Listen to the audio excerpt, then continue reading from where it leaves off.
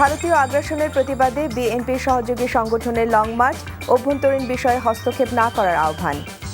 হাসিনার অনুপস্থিতিতেই ট্রাইব্যুনালে বিচার চলতে পারে, তাকে ফেরত দেবে ভারত, আশা টবি ক্যাডম্যানের।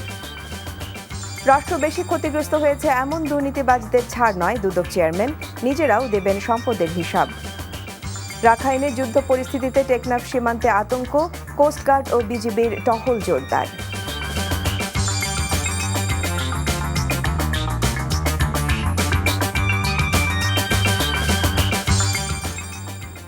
আসসালামু আলাইকুম, আমি আফসানা আলমগীর খান, স্বাগত জানাচ্ছি এনটিভির রাতের খবরে।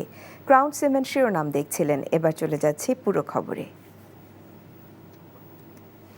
ত্রিপুরায় বাংলাদেশের সহকারী হাইকমিশনে হামলাসহ ভারতীয় আগ্রাসনের প্রতিবাদে আগরতলা অভিমুখে লং মার্চ করল বিএনপির ৩ সহযোগী সংগঠন, যুবদল, স্বেচ্ছাসেবক দল ও ছাত্রদল। কর্মসূচিতে নেতারা বলেছেন, ভারতের কোনো অন্যায় আচরণ মেনে নেওয়া হবে না। আখাউড়া স্থলবন্দরে গিয়ে শেষ হয় লং মার্চ। রিপন মৃধার ক্যামেরায় জানাচ্ছেন হাসান মাহমুদ। ব্রাহ্মণবাড়িয়ার আখাউড়া স্থলবন্দরের পূর্বে নারায়ণপুর বাইপাস থেকে প্রায় ৩ কিলোমিটার পথ পায়ে হেঁটে চলে লং মার্চকারীরা। আখাউড়া আগরতলা স্থলবন্দর মাঠে যখন পৌঁছে লং মার্চ, তখন সীমান্তে কড়া পাহারায় বর্ডার গার্ডের জওয়ানরা। সমাবেশে ছাত্রদল, যুবদল, স্বেচ্ছাসেবক দলের নেতারা হুঁশিয়ারি উচ্চারণ করে বলেন, ভারতের কোনো বিমাতা সুলভ আচরণ মেনে নেবে না বাংলাদেশ। আমরা বাংলাদেশের ভূখণ্ড নিয়ে যে কোনো চক্রান্তের বিরুদ্ধে সবসময় সোচ্চার। জেনেভা কনভেনশন অনুযায়ী হাই কমিশনের নিরাপত্তা দেওয়ার দায়িত্ব তাদের, তারা সেই নিরাপত্তা দিতে ব্যর্থ হয়েছে। বাংলাদেশের গণতন্ত্র ধ্বংস করার জন্য ভারত বারবার বাংলাদেশের বিরুদ্ধে চক্রান্ত করেছে, বারবার ষড়যন্ত্র করেছে। প্রিয় বন্ধুরা, এর আগে ভৈরবে পথসভা করে লং মার্চকারীরা। সংক্ষিপ্ত সমাবেশে একই হুঁশিয়ারি উচ্চারণ করেন নেতারা। পথে পথে নেতাকর্মীদের স্বাগত অভিবাদন গ্রহণের মধ্য দিয়ে নয়াপল্টন থেকে যাত্রা করে লং মার্চ। ভুলতা, গাউসিয়া, বেলাবো, নরসিংদী, ভৈরব হয়ে এগিয়ে চলে লং মার্চ। আগরতলায় বাংলাদেশের সহকারী হাইকমিশনে হামলা, জাতীয় পতাকা অবমাননা এবং ভারতীয় আগ্রাসনের প্রতিবাদে আখাউড়া সীমান্তের দিকে লং মার্চের এই অভিযাত্রা শুরু হয় নয়াপল্টন থেকে।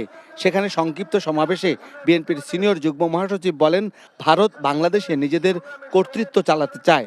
একজন ভয়ঙ্কর রক্তপিপাসু এক নারী, এক লেডি ফেরাউন, সেই লেডি ফেরাউনকে টিকানোর জন্য তোমরা 16 বছর তাকে সমর্থন দিয়েছে। ভারত, ওরা নিজেরা গণতান্ত্রিক দেশ, কিন্তু ওরা চায় না বাংলাদেশ, তারা এখানকার জনগণের কথাই চলুক। তারা ভুটান, তারা নেপাল, তারা কি বলে যে মালদ্বীপ, শ্রীলঙ্কার লোকরা নিজের কথাই চলুক, দিল্লির কথাই চলতে হবে।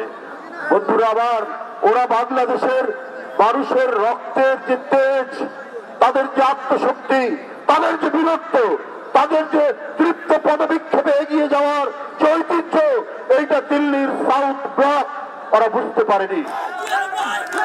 আখাউড়া সীমান্তমুখী লং মার্চে পথে পথে ছিল মানুষের উপস্থিতি।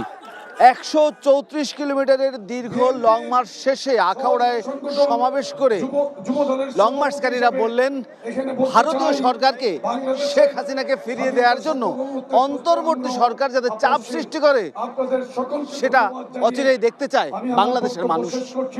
Hasan Mahmud, NTV news, Akhaura, Brahmanbaria. বাংলাদেশের স্বাধীনতা সার্বভৌমত্ব নিয়ে ষড়যন্ত্র চলছে, তবে এই ষড়যন্ত্র রুখে দিতে দেশের মানুষ ঐক্যবদ্ধ হয়েছে বলে মন্তব্য করেছেন বিএনপির স্থায়ী কমিটির সদস্য ডাক্তার AZM জাহিদ হোসেন। এদিকে কৃষক দলের প্রতিষ্ঠা বার্ষিকীর এক অনুষ্ঠানে বিএনপির স্থায়ী কমিটির সদস্য গয়েশ্বর চন্দ্র রায় বলেন, নির্বাচন বিলম্ব হলে ষড়যন্ত্র বাড়বে। নাজিবুর রহমানের রিপোর্ট। জাতীয় প্রেস ক্লাবে বাংলাদেশ বিরোধী ভারতের অপতৎপরতা ও আগ্রাসনের বিরুদ্ধে বিক্ষোভ সমাবেশ করেন বিএনপি ও এর সহযোগী সংগঠনের নেতাকর্মীরা। প্রধান অতিথির বক্তব্যে বিএনপির স্থায়ী কমিটির সদস্য ডাক্তার AZM জাহিদ হাসান বলেন, ভারত শুধু স্বৈরাচারকে আশ্রয় দিয়ে ক্ষান্ত হয়নি, তারা তাকে রাজনীতিতে পুনর্বাসনে ব্যস্ত হয়ে পড়েছে। আজকে বাংলাদেশের স্বাধীনতা নিয়ে, সার্বভৌমত্ব নিয়ে যারা ষড়যন্ত্র করার চেষ্টা করছেন, বিজয়ের এই মাসে তাদের মনে রাখতে হবে এই বাঙালি কিন্তু সে বাঙালি যে বাঙালি কোনোদিন পরাভব মানে নাই। সাবেক মন্ত্রী এছাড়া জাতীয়তাবাদী কৃষক দলের ৪৪তম প্রতিষ্ঠা বার্ষিকী উপলক্ষে রাজধানীর কাকরাইলে ডিপ্লোমা ইঞ্জিনিয়ার্স ইনস্টিটিউটের মিলনায়তনে এক আলোচনা সভার আয়োজন করা হয়। বাংলাদেশকে নিয়ে ভারতের প্রোপাগান্ডা আর গত ১৬ বছরে শেখ হাসিনার দুঃশাসনের সমালোচনা করেন বক্তারা। এ সময় বিএনপির স্থায়ী কমিটির সদস্য গয়েশ্বর চন্দ্র রায় বলেন, ষড়যন্ত্র ঠেকাতে প্রয়োজন নির্বাচন। সেই সংস্কারটা কি? সেই সংস্কারকে কি গণতন্ত্রবিহীন রাষ্ট্র চলবে? সেই সংস্কারটা কি ওই সুশীল সমাজ আর এনজিওর লোকরা এই দেশে মাতব্বরি করবে আর রাজনীতিবিদরা চিনাবাদামকে পথে পথে হাঁটবে টোকাইয়ের মতো, তাই না? সজাগ সচেতন থাকতে হবে। আক্রমণ আসলে পাল্টা আক্রমণ করতে হবে। আমার অধিকার আবার রাজপথ থেকে ছিনিয়ে নিতে হবে। আমার আন্দোলনের ফসল ইতিমধ্যেই ছিনতাই করে ফেলেছে। বাংলাদেশকে নিয়ে ভারতের কোনো ষড়যন্ত্র সফল হবে না বলেও মন্তব্য করেন বিএনপি নেতারা। বিএনপি দেশের জন্য কথা বলে। Najibur Rahman, NTV news, Dhaka.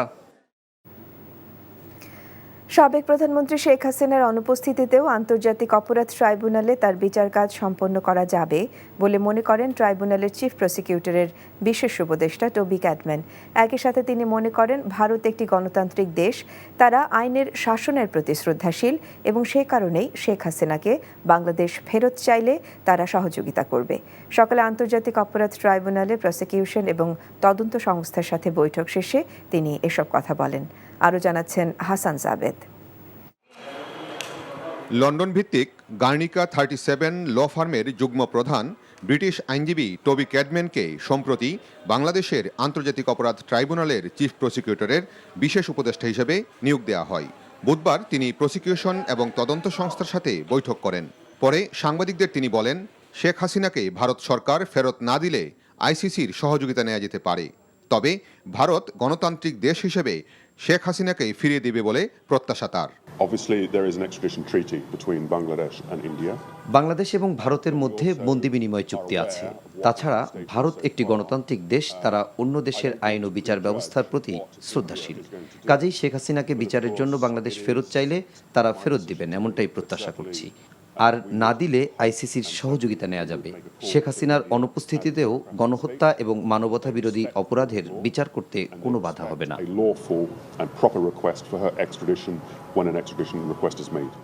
British এই আইনজীবী বলেন, আন্তর্জাতিক অপরাধ আইনের যে সংশোধনী হয়েছে তা আন্তর্জাতিক মানদণ্ড মেনে করা হয়েছে, তবে আরও কয়েকটি ধারা সংশোধনের প্রয়োজন হতে পারে। সে বিষয়ে প্রস্তাবনা দেয়া হবে। এই ট্রাইব্যুনালে একসময় তিনি ডিফেন্সকে অ্যাডভাইস করেছেন, এইখানে কোথায় কি সমস্যা হচ্ছে, কি কারণে এই ট্রাইব্যুনাল বিতর্কিত হয়েছে সেটা তিনি জানেন এবং বুঝেন। সেই কারণে তিনি এই ইনভাইটেশন গ্রহণ করেছেন, আমাদেরকে অ্যাডভাইস করছেন যে অতীতে যে ভুলগুলো হয়েছে সেগুলো যাতে আর কখনো না হয় এবং ফ্রি, ফেয়ার এবং ইম্পার্শিয়াল একটা ট্রায়াল যাতে হয়, আন্তর্জাতিক মহলের কাছে গ্রহণযোগ্য একটা বিচার হয়, সেই ব্যাপারে তিনি প্রসিকিউশন এজেন্সিকে তিনি অ্যাডভাইস করবেন, সহযোগিতা করবেন। ট্রাইব্যুনালের বিচার কাজ নিয়ে যাতে কোনো প্রশ্ন না ওঠে এবং তা যেন আন্তর্জাতিক মানের হয়, সে বিষয়ে তার অভিজ্ঞতা দিয়ে প্রসিকিউশনকে সার্বিক সহযোগিতা দেওয়ার প্রত্যয় ব্যক্ত করেন Toby Cadman. Hasan Jabed, NTV news, Dhaka. পার্বত্য এলাকাগুলো দুর্গম এবং সেখানে যোগাযোগ করা কঠিন উল্লেখ করে অন্তর্বর্তীকালীন সরকারের প্রধান উপদেষ্টা ডক্টর মোহাম্মদ ইউনূস প্রযুক্তি দিয়ে এই দূরত্ব জয় করার উপর গুরুত্ব আরোপ করেছেন। 3 পার্বত্য জেলা পরিষদের চেয়ারম্যান ও সদস্যদের জন্য আয়োজিত প্রশিক্ষণ কর্মশালায় তিনি এমন কথা বলেন। রাজধানীর পার্বত্য চট্টগ্রাম কমপ্লেক্সে পার্বত্য জেলা পরিষদ ব্যবস্থাপনা শীর্ষক এই কর্মশালায় প্রধান উপদেষ্টা তার সহকারী সরকারি বাসভবন যমুনা থেকে ভার্চুয়ালি যোগ দেন। তিনি বলেন, প্রাকৃতিক সৌন্দর্য ও সম্পদে পরিপূর্ণ পার্বত্য জেলাগুলো শুধুমাত্র যোগাযোগ ব্যবস্থার অপ্রতুলতার কারণেই পিছিয়ে আছে।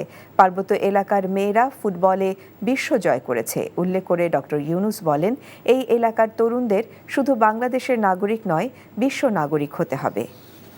এটা একটা অত্যন্ত চমৎকার একটা এলাকা চমৎকার শুধু দৃশ্যের জন্য না, সৌন্দর্যের জন্য না, সৌন্দর্যের জন্য এটা বাংলাদেশের সবচেয়ে বড় সুন্দর এলাকা। কাজে এখানে যারা থাকে তারাও সৌভাগ্যবান যে এরকম প্রাকৃতিক সৌন্দর্যের মধ্যে তারা থাকতে পারে এবং এত রকমের ক্ষুদ্র নৃগোষ্ঠী এখানে আছে, সবাই মিলেমিশে আছে।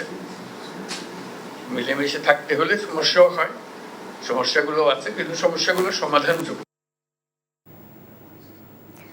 বাংলাদেশের সংস্কার কার্যক্রমে সহায়তা ও জাপানি বিনিয়োগ চলমান থাকবে বলে জানিয়েছেন ঢাকায় নিযুক্ত জাপানের বিদায়ী রাষ্ট্রদূত ইওয়ামা কিমিনোরি। অন্তর্বর্তী সরকারের প্রধান উপদেষ্টা ডক্টর মোহাম্মদ ইউনূসের সাথে তার সরকারি বাসভবন যমুনায় সৌজন্য সাক্ষাৎকালে তিনি এই কথা জানান। জাপান বাংলাদেশের সাথে জনসম্পৃক্ততা ও অর্থনৈতিক সহযোগিতা বাড়ানোর মাধ্যমে দুই দেশের সম্পর্ক আরও মজবুত করতে চায় বলেও জানান বিদায়ী রাষ্ট্রদূত। অন্তর্বর্তীকালীন সরকারের নেয়া সংস্কার কার্যক্রম বাস্তবায়নে জাপান বাংলাদেশকে সর্বোচ্চ সহযোগিতা করবে বলেও উল্লেখ করেন তিনি। জাপানি উদ্যোক্তাদের বাংলাদেশে আরও বেশি বিনিয়োগ করার আহ্বান জানিয়ে প্রধান উপদেষ্টা বলেন, এদেশে জাপানিদের বিনিয়োগ অন্যদের চেয়ে ভালো ইঙ্গিত দিবে। মুক্তিযোদ্ধা না হয়েও সুবিধা নেওয়া জাতির সাথে প্রতারণা মন্তব্য করে মুক্তিযুদ্ধ বিষয়ক উপদেষ্টা ফারুকী আজম বলেন, যাচাই বাছাইয়ের পর কম বয়সী 2111 জনকে বাদ দেয়া হতে পারে। শহীদ বুদ্ধিজীবী ও মহান বিজয় দিবস এবং মুক্তিযুদ্ধ বিষয়ক মন্ত্রণালয়ের সার্বিক কার্যক্রম নিয়ে সংবাদ সম্মেলনে তিনি বলেন, প্রয়োজনে চাকরি থেকে অব্যাহতি দিয়ে আইনানুগ ব্যবস্থা নেওয়া হবে ভুয়া মুক্তিযোদ্ধাদের বিরুদ্ধে। তবে ভুয়া মুক্তিযোদ্ধারা যদি স্বেচ্ছায় নিজেদের নাম প্রত্যাহার করে নেয় তবে তাদের শাস্তির আওতায় আনা হবে না। অন্তর্বর্তীকালীন সরকার নতুন করে মুক্তিযোদ্ধাদের তালিকা করবে না জানিয়ে তিনি বলেন, পরিবর্তিত হতে পারে মুক্তিযোদ্ধার সংজ্ঞা। রাজাকারদের তালিকা তৈরি করা কঠিন উল্লেখ করে উপদেষ্টা বলেন, এই কাজের অগ্রগতি শূন্যের কোঠায়। সেই তালিকাগুলোকে যাচাই বাছাই করার জন্য আমাদের একটা ডাটাবেস তৈরির কাজ চলছে। ব্যাপকভাবে যারা রণাঙ্গনে সরাসরি যুদ্ধ করেছেন তাদের প্রবল আপত্তি আছে সবাইকে মুক্তিযোদ্ধা হিসাবে গণ্য করার ক্ষেত্রে। এক্ষেত্রে আমরা মুক্তিযোদ্ধার যে সূত্র, সেই সূত্রেরও একটু পরিবর্তন আনা দরকার। যারা সেই যুদ্ধে শহীদ হয়েছেন তাদের না তালিকা সম্পন্ন করা হয়েছে, না মুক্তিযোদ্ধাদের তালিকা হয়েছে, না রাজাকারদের তালিকা হয়েছে, কোনোটাই সম্পন্ন করে যায় নাই। জানুয়ারির মধ্যে সব শ্রেণীর শতভাগ বই দেওয়া সম্ভব না হলেও সর্বোচ্চ সংখ্যক দেবার চেষ্টা করা হবে বলে জানিয়েছেন অর্থ উপদেষ্টা ডক্টর সালেউদ্দিন আহমেদ। আর সরকার আগামী রমজানে সরবরাহ স্বাভাবিক রাখতে 1,48,10,000 লিটার ভোজ্য তেল কেনার সিদ্ধান্ত নিয়েছে। দুপুরে সচিবালয়ে সরকারি ক্রয় সংক্রান্ত উপদেষ্টা কমিটির বৈঠক শেষে একথা জানান তিনি। আজকের বৈঠকে নবম ও দশম শ্রেণীর পাঠ্যপুস্তক দ্রুত ছাপাতে প্রয়োজনীয় ব্যবস্থা নেবার অনুমোদন দেওয়া হয়েছে বলেও জানান উপদেষ্টা। আন্তর্জাতিক বাজারের সাথে ওঠানামা করায় দেশের বাজারেও সব পণ্যের দাম একসাথে কমে না বলেও জানান সালেউদ্দিন আহমেদ। বাজারে আলুর দাম কমানো চ্যালেঞ্জিং হচ্ছে জানিয়ে অর্থ উপদেষ্টা বলেন, সাধারণ মানুষের সুবিধার কথা মাথায় রেখেই ঘন ঘন বৈঠক করে নিত্য প্রয়োজনীয় পণ্য দ্রুত আমদানির অনুমোদন দেওয়া হচ্ছে। বৈঠকে সার, এলএনজি, মসুর ডাল, তেল ক্রয়ের অনুমোদন দেওয়া হয়। বই যেন দ্রুত, আমরা বলছি জানুয়ারির মধ্যে শুরু করব, চেষ্টা করবে জানুয়ারির মধ্যে হয়তো সবগুলো একসাথে আসতে পারবে না, তবে আমরা অ্যাপ্রুভ দিয়েছি। 1 তারিখে আজকে যেটা করছি সেটা অলরেডি তারা কাজ শুরু করেছে, কিন্তু আমাদের অনুমোদনের পর ওরা তো প্রেসকে বলবে। তা আপনারা দেখেন প্রেস তো অলরেডি অনেক ব্যস্ত প্রেস, ওটা চেষ্টা করবো। আপনারা খালি দেখেন যে আলুর দাম বেড়ে গেছে, অন্যগুলিতে সাশ্রয় হয়েছে। একটা জিনিসও একটা মানুষ এটা বাজেটের দিকে দেখে। আপনি 1,000 টাকা নিয়ে যান, কোনোটা একটু বেশি হবে, কোনোটা কম হবে, কোনোটা দামবে কমবে। এখন যদি প্রত্যেকটাতে কমতে হবে, ওই রকম যদি অ্যাটিটিউড নেন তবে কিন্তু ডিফিকাল্ট। দুর্নীতি দমন কমিশন দুদকের নবনিযুক্ত চেয়ারম্যান ডক্টর আব্দুল মোমেন বলেছেন, যেসব ক্ষেত্রে বড় দুর্নীতি হয়েছে, যাদের দ্বারা রাষ্ট্র বেশি ক্ষতিগ্রস্ত হয়েছে, তারা যেন ছাড় না পায় সেই বিষয়টি অগ্রাধিকার দেবে কমিশন। বিকেলে দুদক কার্যালয়ে যোগ দিয়ে সাংবাদিকদের একথা বলেন তিনি।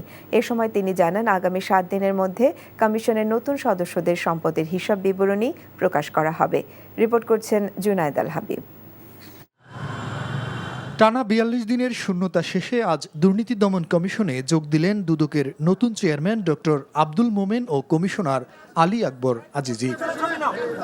প্রথম কর্মদিবসে সাংবাদিকদের মুখোমুখি হন দুদক চেয়ারম্যান। দুর্নীতির বিরুদ্ধে নিজেদের শক্ত অবস্থানের কথা জানান তিনি। একই সঙ্গে নিজেদের সম্পদের হিসাব বিবরণী প্রকাশ করার কথাও বলেন ডক্টর মোমেন। যেসব বিষয়ে বড় ধরনের দুর্নীতি হয়েছে, যেসব বিষয়ে রাষ্ট্র বিশেষভাবে ক্ষতিগ্রস্ত হয়েছে, এবং যারা এই কাজগুলি করেছেন তারা যাতে শেষ পর্যন্ত ছাড় না পান, আমরা চেষ্টা করব সেই কাজটা যাতে আমরা সঠিকভাবে, ন্যায়পরায়ণভাবে, যথাযথ তদন্তের মাধ্যমে সমাপ্ত করতে পারি। স্পষ্টভাবে বলি, আগামী 7 দিনের মধ্যে নতুন যে কমিশন, এই কমিশনের হিসাব আপনারা পেয়ে যাবেন। আমি তাহলে দুদক নিজেই দুর্নীতিগ্রস্ত কিনা এমন প্রশ্নের জবাবে নবনিযুক্ত চেয়ারম্যান জানান, দুদক এই সমাজেরই অংশ। সমাজ যখন দুর্নীতিগ্রস্ত হয়ে পড়ে তখন তার প্রভাব এখানেও পড়বে বলে জানান তিনি। বিষয়টি গুরুত্বের সঙ্গে দেখা হবে বলেও জানান সংস্থাটির নতুন এই অভিভাবক। দুদক এই সমাজেরই একটি অংশ, কাজে সমাজ যদি দুর্নীতিগ্রস্ত হয়, দুদকও খানিকটা দুর্নীতিগ্রস্ত হতেও পারে। তো সেক্ষেত্রে আমরা চেষ্টা করব যাতে আমরা এই ক্লিনজিংটাও করতে পারি। এরকম বেশ কিছু অভিযোগ আমার বিরুদ্ধে আছে, সেটাও আপনারা দেখবেন। আমাদের যে কারো বিরুদ্ধে কোনো অভিযোগ যদি থাকে, ন্যায়নিষ্ঠভাবে আপনারাও সেটা বিবেচনা করবেন। আমাদের নিরপেক্ষভাবে, ন্যায়নিষ্ঠভাবে আমরা আইন মেনে আমরা কাজ করে যাব। বুধবার চেয়ারম্যান ও একজন কমিশনার যোগ দিয়েছেন। বিদেশে থাকায় এখনও কর্মস্থলে যোগ দিতে পারেননি নতুন কমিশনার অবসরপ্রাপ্ত সেনা কর্মকর্তা হাফিজ আহসান ফরিদ। জুনায়েদ আল হাবিব, এনটিভি নিউজ, ঢাকা। আগামী 15 ডিসেম্বর থেকে প্রবাসীরা মেশিন রিডেবল পাসপোর্ট MRP পাবেন বলে জানিয়েছেন আইন, প্রবাসী কল্যাণ ও বৈদেশিক কর্মসংস্থান মন্ত্রণালয়ের উপদেষ্টা আসিফ নজরুল। সকালে তার ভেরিফাইড ফেসবুক অ্যাকাউন্টে ভিডিও বার্তায় তিনি এসব বলেন। MRP পাসপোর্টে পাওয়া এই 15 ডিসেম্বর থেকে আপনারা MIP পাসপোর্ট পাওয়া শুরু করবেন এবং পরবর্তী 3 সপ্তাহ থেকে 4 সপ্তাহের মধ্যে প্রত্যেকে যারা আবেদন করেছেন MRP পাসপোর্ট পেয়ে যাবেন। তো প্রথম প্রায়োরিটি দেওয়া হচ্ছে সৌদি আরবে এবং মালয়েশিয়াতে আমাদের যে ভাই বোনরা আছেন ওনাদেরকে, এবং এরপর আপনার যেই সমস্ত কান্ট্রিতে ডিমান্ড বেশি তাদের ক্ষেত্রে একটু প্রায়োরিটি দিয়ে এই সমস্যাটা 3 থেকে 4 সপ্তাহের মধ্যে সমাধান করা হবে। ভারতের সঙ্গে নতজান পররাষ্ট্রনীতি থেকে অন্তর্বর্তী সরকার সরে এসেছে বলে জানিয়েছেন স্থানীয় সরকার, পল্লী উন্নয়ন ও সমবায় উপদেষ্টা আসিফ মাহমুদ সজীব ভুইয়া। জাতীয় স্বার্থকে সামনে রেখে সম্পর্ক চলমান থাকবে বলেও জানান তিনি। কুমিল্লা পল্লী উন্নয়ন একাডেমিতে financial inclusion and rural transformation বিষয়ক আন্তর্জাতিক প্রতিনিধি দলের কর্মশালায় তিনি একথা বলেন। উপদেষ্টা বলেন, সরকারি ও প্রশাসনিক কর্মকর্তাদের অতিরিক্ত দায়িত্ব দিয়ে জনপ্রতিনিধিদের কাজ করা অনেক কষ্ট হয়ে যাচ্ছে। এ ব্যাপারে স্থানীয় সংস্কার কমিশন এবং নির্বাচন কমিশনের কাজ শেষ হলে উদ্যোগ নেওয়া হবে। কর্মশালায় 12টি দেশের 20 জন প্রতিনিধি অংশগ্রহণ করেন। যে কোনো দুর্ঘটনা ঘটিয়ে দেশকে অশান্ত করতে পতিত ফ্যাসিস্ট আওয়ামী লীগ ও এর দোসররা দেশে বিদেশে নানা ষড়যন্ত্র করছে বলে অভিযোগ করেছেন জামায়াতে ইসলামের আমির ডাক্তার শফিকুর রহমান। সকালে রাজধানী ঢাকায় দলটির কেন্দ্রীয় মজলিসে শুরার অধিবেশনে কথা বলেন তিনি। এছাড়া আগামী নির্বাচনকে সামনে রেখে ভোটার তালিকা হালনাগাদ করার জন্য নির্বাচন কমিশনকে যৌক্তিক সময় দিতে হবে বলেও জানান জামাত আমির। আর প্রবাসীদের ভোটার তালিকায় অন্তর্ভুক্ত করার দাবিও জানান তিনি। ডাক্তার শফিক বলেন, ফ্যাসিস্টরা দেশে বিদেশে আবারও মাথাচাড়া দিয়ে উঠেছে। দেশকে অশান্ত করার জন্য পতিত স্বৈরাচার এবং তাদের দূষণ দেশে বিদেশে তারা মাথাছাড়া দিয়ে উঠেছে এবং তারা অনেকগুলা দুর্ঘটনা ঘটিয়ে এই সমাজকে অস্থির করতে চায়, অস্থিতিশীল করতে চায়। আলহামদুলিল্লাহ, বাংলাদেশের বিচক্ষণ দেশপ্রেমিক জনগণ ইতিমধ্যেই তাদের ফাঁদ বুঝতে পেরে তাদেরকে ব্যর্থ করে দিয়েছে। তাদের ষড়যন্ত্র আল্লাহ তাআলা ব্যর্থ করেছেন, এই জন্য আল্লাহর দরবারে শুকরিয়া দেন। তাদের এই অপপ্রয়াস জাতিকে আরেকবার মজবুতভাবে ঐক্যবদ্ধ করে দিয়েছে। বঙ্গোপসাগরের বাংলাদেশ জলসীমা থেকে ভারতীয় কোস্ট গার্ডের ধরে নিয়ে যাওয়া 2 ট্রলারের নাবিকদের জিম্মায় নিয়েছে সে দেশের পুলিশ। মঙ্গলবার রাতে ভারতীয় কোস্ট গার্ডের অফিসিয়াল ফেসবুক পেজে 3টি ছবি প্রকাশ করা হয়। এতে বলা হয়েছে, ভারতীয় সমুদ্র সীমায় মাছ ধরার অভিযোগে অভিযান চালিয়ে ট্রলার 2টি সহ 78 নাবিককে আটক করা হয়েছে। নাবিক সহ ট্রলার 2টিকে উড়িষ্যার প্যারাদ্বীপের কাছে নেওয়া হয়েছে। সোমবার নাবিক সহ 78 বাংলাদেশি জেলেকে ধরে নিয়ে যায় ভারতীয় কোস্টগার্ড। গত মাসের শেষ দিকে সাগরে মাছ ধরতে গিয়েছিলেন তারা। সেদিন সুন্দরবনের অদূরে সোয়াচ অফ নো গ্রাউন্ডে বাংলাদেশ জলসীমায় অবস্থানকালে ভারতীয় কোস্টগার্ড ট্রলার 2টি 78 মাঝি সহ অপহরণ করে নিয়ে যায় বলে জানান ট্রলার 2টির মালিকরা। তরুণ প্রজন্মকে বাদ দিয়ে কেউ নতুন বাংলাদেশের শাসন ব্যবস্থা সাজাতে পারবে না বলে হুঁশিয়ারি দিয়েছেন বৈষম্য বিরোধী ছাত্র আন্দোলনের আহ্বায়ক হাসনাত আব্দুল্লাহ। দুপুরে ঢাকা কলেজ অডিটোরিয়ামে জুলাই গণ অভ্যুত্থানে ঢাকা কলেজের অবদান শীর্ষক আলোচনায় তিনি এই হুঁশিয়ারি দেন। হাসনাত বলেন, পূর্ববর্তী প্রজন্মের ব্যর্থতার কারণে এদেশের তরুণদের রক্ত দিতে হয়েছে। তরুণ সমাজের আকাঙ্ক্ষার আলোকেই বাংলাদেশকে সাজাতে হবে বলে জানান তিনি। যেসব বুদ্ধিজীবী, সাংবাদিক, শিক্ষক ফ্যাসিবাদ প্রতিষ্ঠায় ভূমিকা রেখেছে তাদের অনেকে এখনও বহাল তবিয়তে রয়েছে বলেও ক্ষোভ প্রকাশ করেন হাসনাত আব্দুল্লাহ। দেশের চা প্রেমীদের দেশি বিদেশি বিভিন্ন চায়ের স্বাদে দারুণ অভিজ্ঞতা দিতে রাজধানীতে উদ্বোধন করা হলো বিশেষায়িত টি লাউঞ্জ। সকালে ঢাকার মাদানী এভিনিউয়ের শেফ স্টেবল কোর্ট সাইটে ইস্পাহানি টি লাউঞ্জের উদ্বোধন করেন ইস্পাহানি গ্রুপের চেয়ারম্যান মির্জা সালমান ইস্পাহানি। চা ও ভোক্তাদের চাহিদার বিষয়ে ইস্পাহানি টি লিমিটেড এর দীর্ঘ অভিজ্ঞতাকে কাজে লাগিয়ে গড়ে তোলা হয়েছে বিশেষায়িত টি লাউঞ্জটি। এছাড়াও লাউঞ্জটিতে ইস্পাহানি চায়ের সমৃদ্ধ ঐতিহ্য তুলে ধরা হয়েছে। ভোক্তাদের সেরা মানের চা নিশ্চিত করে চা প্রেমীদের আরও সমৃদ্ধ অভিজ্ঞতা দিতে পারবে বলে ইস্পাহানির বিশ্বাস। অনুষ্ঠানে ইস্পাহানি গ্রুপের ঊর্ধ্বতন কর্মকর্তারাও উপস্থিত ছিলেন।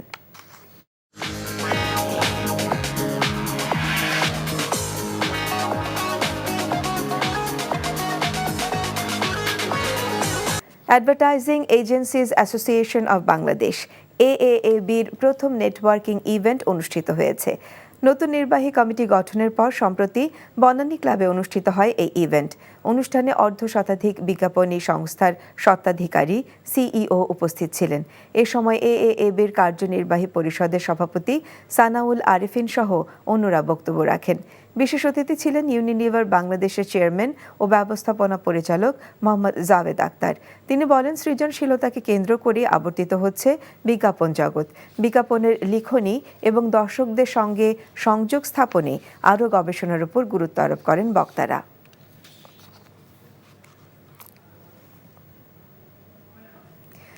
Akij food and beverage limited আয়োজিত 2 মাসব্যাপী রিটেল প্রোগ্রাম স্বাধীনতা অফারের সমাপ্তি হয়েছে। খুচরা ব্যবসায়ীদের জন্য সেপ্টেম্বর-অক্টোবর 2 মাসে এ প্রোগ্রাম আয়োজন করা হয়। বিক্রেতারা নির্দিষ্ট পরিমাণ পণ্যের ক্রয়ের বিপরীতে পান স্ক্র্যাচ কার্ড।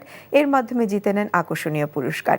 প্রোগ্রামের অধীনে বিক্রেতারা চাহিদা অনুযায়ী পণ্য কেনার স্বাধীনতা পান। এ উপলক্ষে গতকাল বিজয়ী ব্যবসায়ীদের নিয়ে রাজধানীর ধানমন্ডিতে পুরস্কার বিতরণী অনুষ্ঠান ও রিটেলারদের সঙ্গে মতবিনিময় সভা অনুষ্ঠিত হয়। এ সময় প্রতিষ্ঠানটির ঊর্ধ্বতন কর্মকর্তারা উপস্থিত ছিলেন। ব্যবসায়ীদের জন্য এই ধরনের প্রোগ্রাম অব্যাহত রাখার কথা জানান বক্তারা।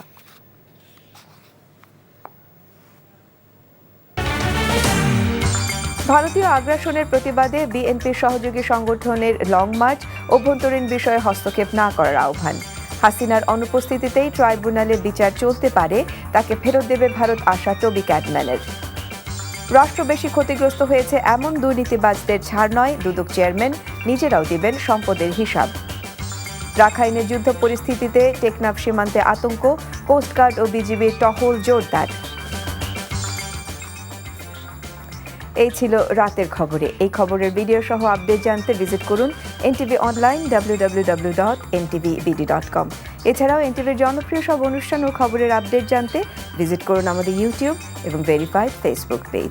রাত 1টায় মধ্যরাতের খবর দেখার আমন্ত্রণ রইল। ধন্যবাদ সবাইকে।